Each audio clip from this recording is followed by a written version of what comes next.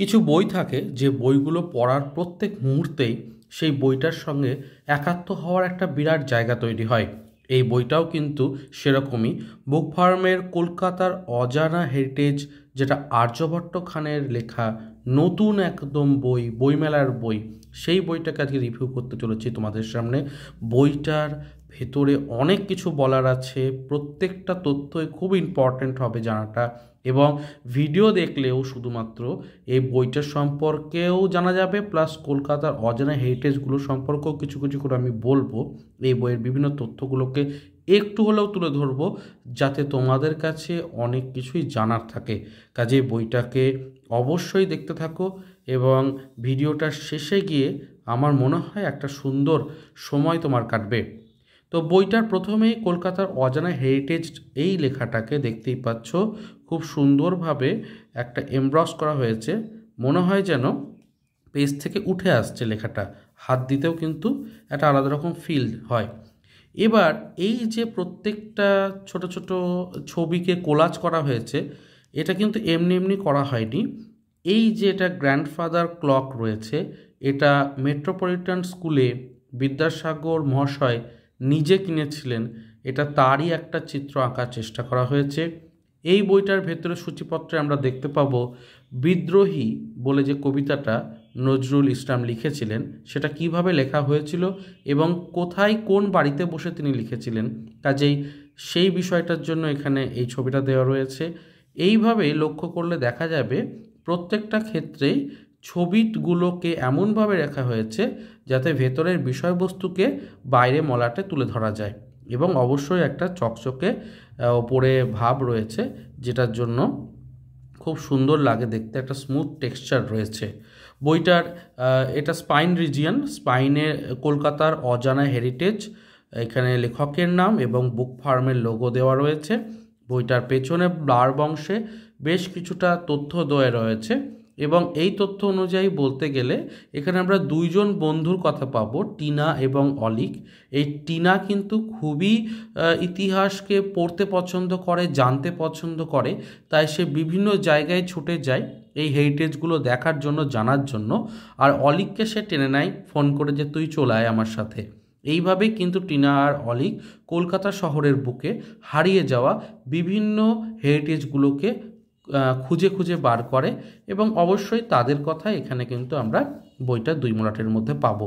বইটা খুললেই প্রথমেই দেখতে পাচ্ছ এইখানে পশ্চিমের হারানো অ্যালবাম বলে আর্যভট্ট খানের যে বইটিকে আমি অলরেডি রিভিউ করেছি চ্যানেলে, 2-1 বছরের আগে এসেছিল বইটা, এবং ঝুমরিতলাইয়া, ম্যাকলাস্কিগঞ্জ এবং রাঁচি, হাজারিবাগ, ভাগলপুর, এই সমস্ত জায়গাগুলোর একটা সময় পশ্চিমে বাঙালিদের যে ভ্রমণ ছিল, এক দিন বদলের জন্য, স্বাস্থ্য ফেরানোর জন্য একটু ঘোরাঘুরি ছিল, সেই বিষয়টাকে এখানে খুব সুন্দরভাবে তুলে ধরা হয়েছিল। এই বইটার দ্বিতীয় পার্ট আসলে খুব ভালো লাগবে। এই বইটাও কিন্তু যথেষ্টই ভালো হয়েছে, আমি পড়েছিলাম। এই বইটাও খুব সুন্দর লেগেছে। আমি বলবো কি কোন পয়েন্টগুলো। আমার মনে হয় এই যে কলকাতার অজানা হেরিটেজ, এটারও পার্ট 2 একটা অবশ্যই আসা দরকার, এবং পশ্চিমের হারানো অ্যালবাম এই বইটারও পার্ট 2 অবশ্যই আসা দরকার। তো বইটার ক্ষেত্রে ভেতরে দেখতেই পাচ্ছ এই অংশটা এখানে রয়েছে, অর্থাৎ প্রচ্ছদ এবং ডাস্ট জ্যাকেট দুই ক্ষেত্রেই আমরা দেখতে পাচ্ছি, এবং এটা একটা ভালো বিষয়। বুক ফার্ম থেকে এটা করা হয়ে থাকে দেখেছি জেনারেলি। এখানে এটা টাইটেল পেজ আছে, তারপরে যাদের কেন্দ্র করে কক্ষপথে ঘুরে চলেছি, মা বাবা, ঝুমুর আর মিঠাইকে উৎসর্গ করছেন লেখক, এরকম করে আলোচনাটা রয়েছে, শুরু হচ্ছে। ভূমিকা অংশে অবশ্যই এই জায়গাটা পড়তে হবে। বিষয়টা হচ্ছে যে কলকাতাতে আজ বিভিন্ন হেরিটেজগুলো একে একে মুছে যাচ্ছে, সেখানে প্রমোটারি রাজ, নতুন নতুন বিল্ডিং তৈরি, এবং অনেক ক্ষেত্রে সেগুলোকে দুর্মুষ করে ভেঙে অন্য কিছু তৈরি করা হচ্ছে। ফলে অনেক ক্ষেত্রে হারিয়ে যাওয়া সেই সমস্ত হেরিটেজগুলো, যে সমস্তগুলো হয়তো আরও কিছুদিন থাকতে পারতো, সেগুলো ক্রমে কত নষ্ট হয়ে যাচ্ছে আর কি। তো আমার মনে হয় এই ভূমিকাটা পড়াটা খুব দরকার। ভূমিকাটা পড়লে যেমন জানা যাবে বিষয়গুলো, তেমনই কলকাতার হেরিটেজগুলোর সম্পর্কেও আর একটু আমরা অবগত হতে পারবো, এবং কলকাতার প্রচুর হেরিটেজকে সংরক্ষণ করা হচ্ছে, বা আরও নতুন কিছু সংরক্ষণের জায়গা রয়েছে, সেই জায়গাগুলোকে আরও বেশি করার দরকার, সেই প্রয়োজনীয়তাই এখানে ভূমিকাতে বলা হয়েছে। তো এই সমস্ত বিষয়গুলোর পরে আমরা সূচিপত্রে চলে আসছি। সূচিপত্রে বেথুন সাহেবের স্কুল, তালতলার যে বাড়িতে পেন্সিলে লেখা হয়েছিল বিদ্রোহী, কেন পেন্সিলে তিনি লিখেছিলেন আমি সব কথাই বলবো।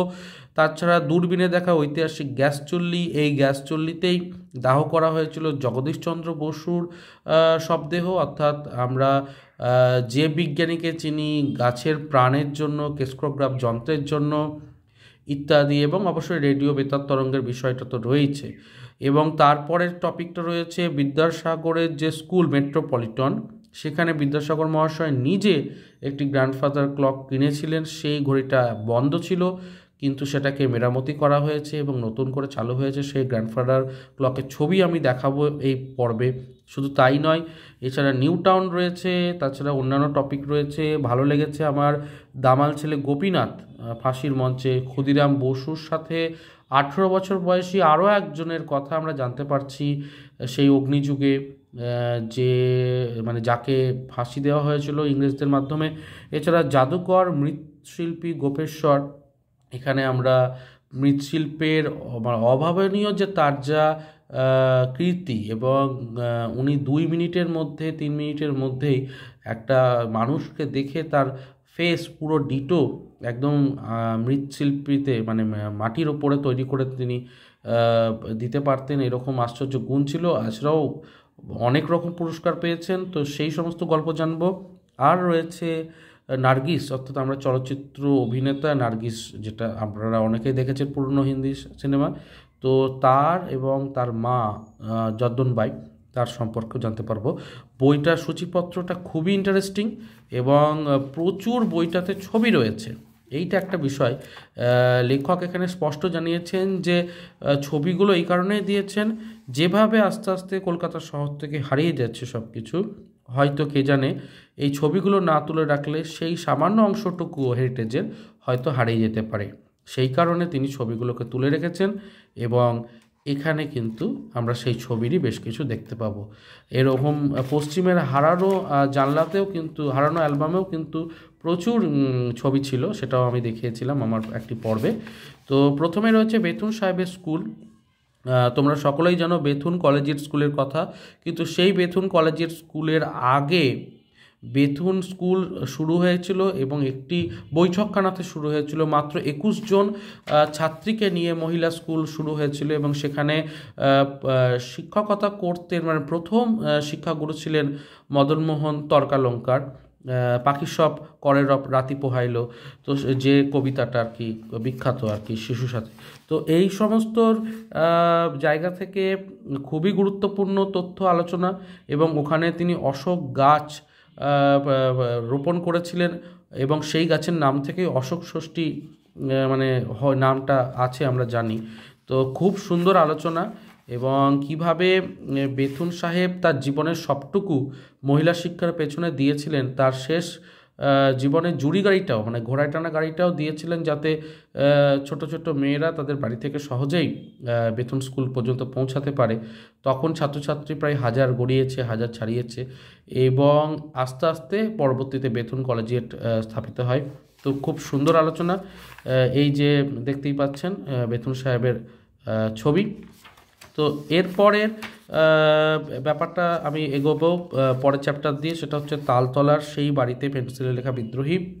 এখানে বিদ্রোহী কবিতা যখন নজরুল লিখছেন সেই প্রসঙ্গটা এসেছে। একটা রাত্রে তিনি পেন্সিলে করে, কোনো দোয়াতের কলম নয়, কারণ দোয়াতের কালিতে অনেকবার কালি দিতে হয়, ছন্দ কেটে যেতে পারে, সেই ভয়ে পেন্সিলেই তিনি লিখেছিলেন বিদ্রোহী কবিতা। সেই কবিতা নিয়ে ইন্টারেস্টিং ফ্যাক্টস রয়েছে, যে বিজলি পত্রিকায় কিভাবে ছাপা হলো।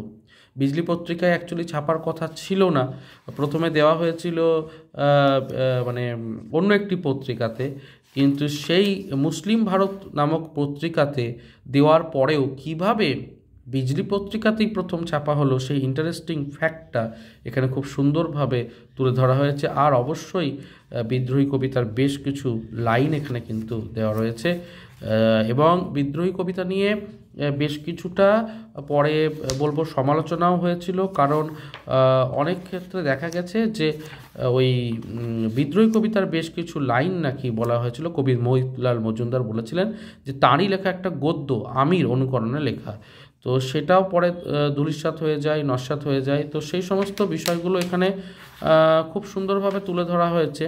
এরপরে রয়েছে দূরবীনে দেখা ঐতিহাসিক চুল্লি, যেখানে আমি তো বললাম যে আচার্য জগদীশচন্দ্র বসু সহ বেশ কিছু মানুষকে সেই চুল্লিতে দাহ করা হয়েছিল, এবং এশিয়ার প্রথম চুল্লি হচ্ছে এইটা। তো এই বিষয়টাও কিন্তু খুব ইন্টারেস্টিং। আজকে বর্তমানে সেই চুল্লি একদমই উপেক্ষায় পড়ে রয়েছে, কিন্তু একটা সময় এইটা একটা দারুণ ইন্টারেস্টিং মানে এই কাণ্ডগুলো রয়েছে, গল্পগুলো রয়েছে।